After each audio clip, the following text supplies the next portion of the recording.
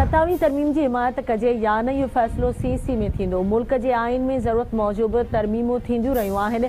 इहे फ़ैसिला कंदासीं जेके अवाम जे फ़ाइदे लाइ हूंदा। बहितरी जी गुंजाइश लाइ आइन में तरमीम थींदी आहे। नून लीग जी लीडरशिप तरमीम लाइ राब्तो कयो। 18वीं तरमीम भी पीपल्स पार्टी जे दौर में आई हुई। आसिफ अली ज़रदारी ऐं बिलावल भुट्टो ज़रदारी सलाह मशवरे सां फ़ैसिला कंदा आहिनि। ई ट्रैफ़िक चालान सिंध हुकूमत शुरू कया आहिनि। कुछ जमायतूं आहिनि जिन जो मक़सदु आहे त कम बि नाहे करणो ऐं कम करण बि नाहे ॾियणो। साफ़ ई ॿुधाइनि त ई चालान सां ट्रैफ़िक जो निज़ाम बहितर थियो आहे या न। असां चाहियूं था कंहिंखे बि हिक रुपए जो बि चालान न थिए। जेकॾहिं ईअं थींदो ऐं ट्रैफ़िक जो निज़ाम बि बहितर हलंदो त असांखे ख़ुशी थींदी। ई चालान कराची शहरनि जी बहितरी लाइ कया पिया वञनि। ट्रैफ़िक चालान ते सियासी जमायतुनि पारां तनक़ीद कई पई वञे। सीनियर वज़ीर शहजिल इनाम मेमन जी प्रेस कॉन्फ्रेंस चवे थो चेयरमैन बिलावल भुट्टो बि हिदायतूं ॾिनियूं आहिनि त आरनि जे लाइ सहूलियत पैदा कई वञे। अॼु खां 4,19,000 आबादगारनि खे फ़ी एकड़ 8,000 रुपया मदद तौरु ॾींदा। 3.5 लख खां वधीक दरख़्वास्तूं अची वियूं आहिनि।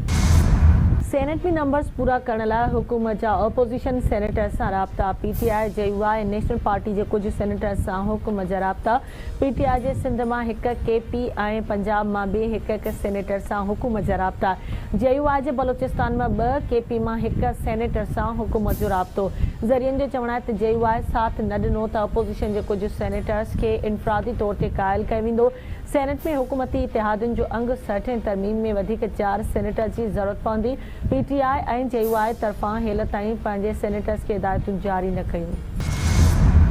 न्यूयॉर्क में इस्लामोफोबिया जी का बि गुंजाइश नाहे। अॼु डप जी शिकस्त ऐं उम्मीद जी कामयाबी थी आहे। न्यूयॉर्क में ख़ानदानी सियासत जो ख़ात्मो आणे छॾियो आहे।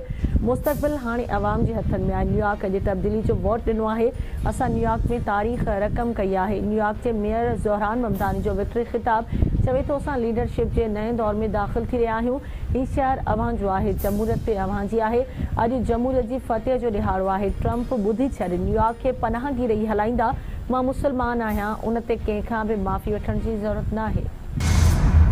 ऐं PP चेयरमैन पारां न्यूयॉर्क मेयर खे कामयाब थियण ते वाधायूं। कराची खां न्यूयॉर्क ताईं इज़त नफ़्स जो मंशूर माण्हुनि खे जोड़े थो। सॼी दुनिया जी तरक़ी पसंदनि लाइ हीउ वक़्तु सोचण लाइ आहे।